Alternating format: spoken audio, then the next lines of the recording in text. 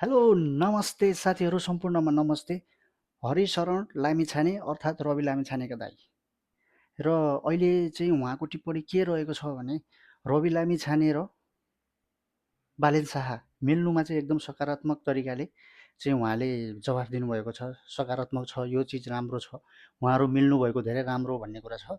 र आगामी चुनावमा अब चाहिँ उहाँले काठमाडौँ महानगरपालिकामा चाहिँ स्वतन्त्र उम्मेदवारी मेयर पदका लागि दिँदै हुनुहुन्छ भन्ने पनि समाचार आएको छ। यो तपाईँहरूलाई कस्तो लाग्छ, कस्तो लाग्यो, राम्रो या नराम्रो, उहाँले जित्नुहुन्छ या जित्नु हुँदैन? उहाँ चाहिँ रामशरण लामिछाने भनेको चाहिँ रवि लामिछानेका जेठा दाइ हुन्।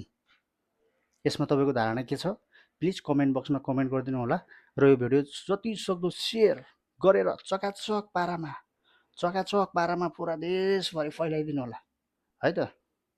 जय नेपाल, जय राष्ट्र, जय श्री 5।